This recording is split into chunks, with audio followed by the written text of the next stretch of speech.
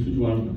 Я всегда даю домой прорисовывать конкретную схему сегодняшней, которую мы делали стрижки, и еще наверх скидаю 2 рандомных видоса, ну таких достаточно технических, нормальных. Мне нравятся там видосы Вадима Ласточкина очень, Киточкина, чтобы он просто зарисовал их, просто вот посмотрел и перерисовал.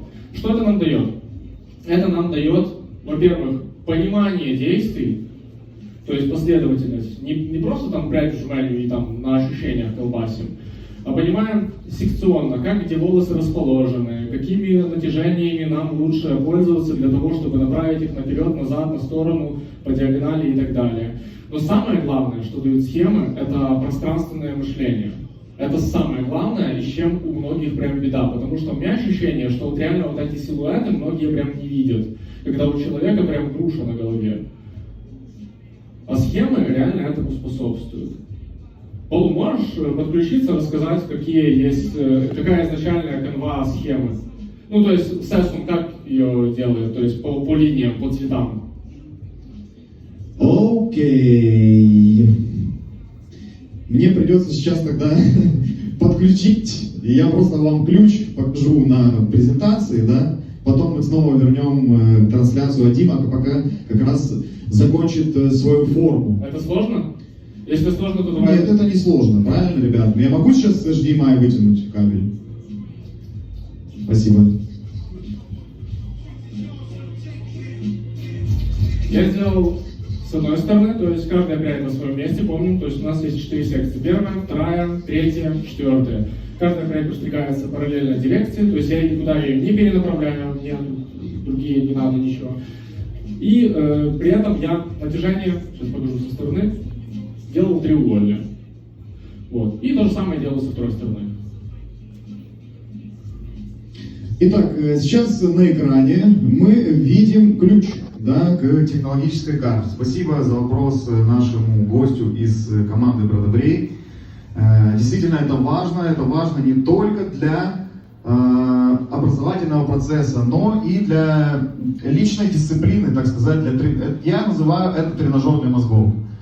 Окей, давайте коротко сейчас расшифруем то, что сейчас выглядит на данном слайде. Итак, цифровые значения типа 1, 2, 3, 4, 5 мы используем, конечно, для нумерации секций. И цифра номер 1 всегда обозначает контрольную прядь, сокращенно КП. Красная точка, она показывает, что в данном случае нет никакого перенаправления и секции находятся каждый на своем месте. Что показывает тонкая красная стрелка? Она показывает перенаправление. 2 красные стрелки, которые после будут формировать подъем пряди, да, и мы увидим, куда же мы поднимали волосы, какой был угол оттяжки, так сказать. Следующая тонкая зеленая линия показывает секцию, соответственно, их должно быть минимум 2. Зеленая толстая линия показывает основные разделения, такие как сагитальное разделение или подкова. Следующая у нас синяя линия, она показывает у нас линию среза или угол среза. Это одно и то же, просто в разных школах называется по-разному. Просто точечки пунктирные показывают тушевку, работа с машинкой, сами видите. Pointing и point cut — это разные техники, они обозначаются вот таким образом. Просто ради примера я хочу вам показать, как может выглядеть технологическая карта стрижки кроп. К примеру, очень похожие действия сейчас сделал Дима. Единственное, что у нас в вертикальной плоскости будет треугольник. Вот, собственно, такой пример построения технологической карты. Да, мы можем увидеть, как это... Я тебя прерву на одну секундочку буквально. Сейчас я простриг форму, теперь хочу сделать динамическую текстуру динамическую, и я буду использовать филировочную бритву для этого. И начну на себя немножко вырывать волосы для того, чтобы создать динамику. После я это буду сушить на диффузор, для того, чтобы это все было очень прикольно оформлено и красивенько, динамично ложилось. Продолжай, пожалуйста.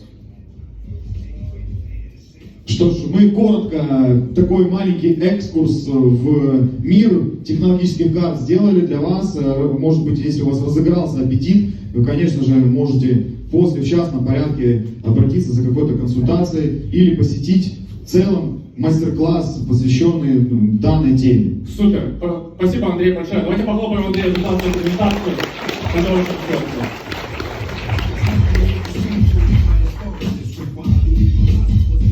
Сейчас у меня будет завершающий этап, то есть я сейчас быстро сделаю текстуру, все максимально высушу, просушу и минимальную доработку. Как раз таки у меня 10 минуточек еще есть, больше мне, собственно, и не нужно. Высушивать перед тем, как сушить волосы, я нанесу немножко Shape Oil. Shape Oil — это очень классная штука, это флюид масла. Если вам, например, нравится пользоваться солевым спреем, но вы хотите в какой-то момент сделать фиксацию ниже, то Shape Oil очень классно с этим справляется. Он очень хорошо проносится по волосам, и, как по мне, самая классная его фишка — это то, что он защищает от прямых воздействий солнца, то есть от ультрафиолета. Почему? Потому что часто никто особо флюид не наносит на голову мужчине, и мужчина спрашивает, типа, а что это такое? И мы ему говорим, что это для того, чтобы солнце не перепаливало волосы, и все, он ваш.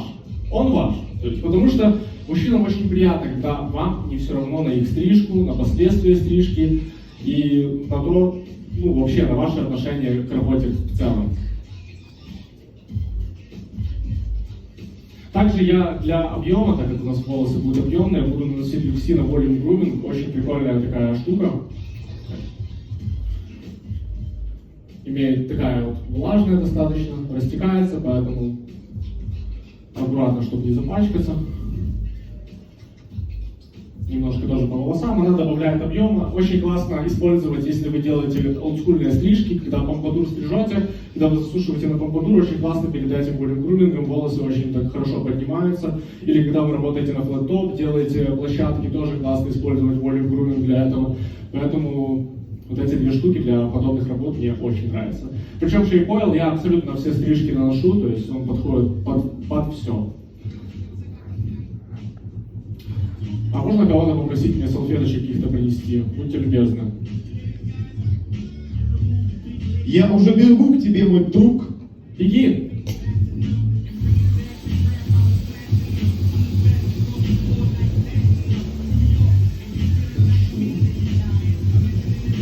Сначала я засушиваю стороны.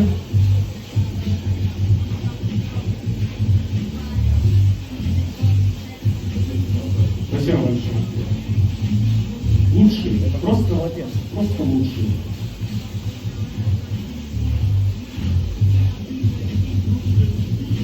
Высушиваем максимально силуэт наперед, для того, чтобы определить, где у нас проблемные участки, чтобы грумингом я мог их сбить без каких-либо проблем. Пока ты высушиваешь укладочку, у нас есть еще несколько вопросов из зала. Внимательно слушаю. Дима, привет. Я по поводу файля хотів сказати. Еще раз. Я по поводу файля хотів задати питання. Так. Чому ти не використовуєш 4,5? Не знаю, мне неудобно. Я иногда использую, знаешь, когда очень густые волосы, я прям вижу конкретную линию, которую я хочу свести. Но, как правило, 3 открытые душевка с этим более чем справляется. Это вопрос удобства, честно, нету такого там у меня, что не использую, это неправильно. Нет, просто у меня работа выверена на скорость-качество. То есть, чтобы я дал максимальный результат за оптимальное количество времени. Поэтому 4,5 она добавляет мне тайминг, понимаешь, да? Дякую. А так, на самом деле, абсолютно не суть важно. То есть, для меня вот этот алгоритм, перехода, то есть, 3 открытый, 3 закрытый, пускай там будет снизу вверх, как мы уже определились, что там кому-то лучше. Для меня это как обработка, не знаю, вот видели когда-то там деревянные скульптуры или любые, там, скульптуры из камня. Для того, чтобы сделать скульптуру из камня, нам сначала нужно срезать нужный размер, то есть задать нужную длину, потом задать ей нужную форму, то есть силуэт. А потом уже доработкой мы уже по факту делаем саму скульптуру. Тут примерно то же самое. Алгоритм для меня это как работа вот с камнем. То есть я задаю форму, силуэт, а все остальное я делаю ножницами или на тушевку. Есть еще один вопрос интересный, Дим. Да? Ты как человек, который попал в топ-100 на One Shot Hair Awards со своим затылком, да?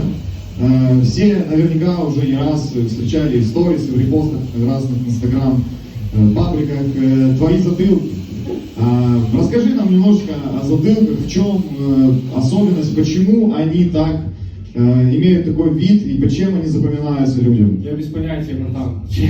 Честно, для меня это обычные вещи. Но я подозреваю, что на самом деле у меня когда-то, когда я только начинал стричь в салоне, у меня вот этот затылок или вообще вот эта затылочная зона, хоть верхняя и нижняя, она одинаково плохо получалась прям. Ну вот я не знал, что с этим делать. Я постоянно максимально концентрировал внимание, оставлял где-то больше волос и так далее. А потом просто мне пришла в голову идея, как я думал, идиотская на самом деле. А почему не вписать элемент из Bob Carre в затылок, например? И это оказалось прикольным, и это оказалось кому-то нравится. Ну, то есть, и так оно все и пошло. Просто если посмотреть, в общем, да, там, репосты все мои, то все паблики репостят только затылки, а все остальные стрижки, ну, это все равно. Возможно, потому что просто такого особо никто не делает, или делает очень мало людей, и типа, так оно и все получается. Все То есть чаще можно увидеть фотографию стрижки фронтально или Да, висок, да. Все А больше ты делают- пошел как бы против течения, так Да. сказать, и начал фотографировать затылки, да? Да, можно так сказать, потому что 90% фоторабот это все пытаются либо показать фейк по бокам, либо показать какую-то форму, там так вот, или так вот, или прямо. Но затылки очень мало кто фоткает. Я этим воспользовался, типа, чё?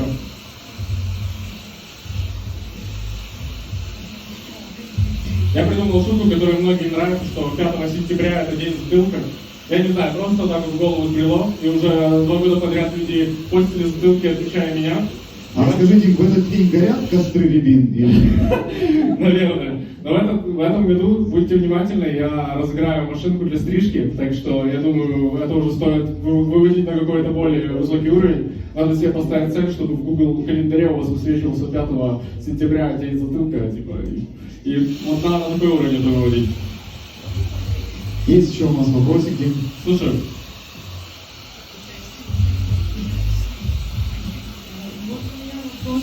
Большинство же барберов, да, некоторые там занимаются, да, чисто как бородами, да, вот, ну, они стрижут, как бы, и файды красивые делают, и формы, но вот большинство не склоняются, да, там, им нравится бороду делать, некоторые больше увлекаются на форму, да, вот, некоторые вот файд так себе. кто задает вопрос, можно Это выключить? я. А, все, хорошо.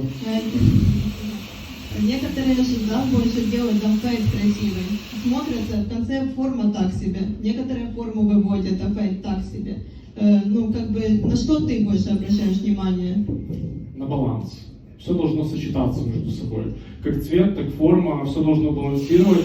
Ну, то есть, сейчас, секундочку, я быстро засушу, потому что мне тяжело говорить. Мы вот были на мастер-классе, и он говорит, ну, я на форму не особо так как бы внимание, мне главное фейт. Да, действительно, у него фейт прям вот чистый, красивый, а вот форма не очень. Ну, как бы я вот наблюдаю много за барбером, и действительно есть такое. Смотрите, во-первых, есть два понимания. Это рабочая работа, то есть это то, которое мы стрижем обычно на работе.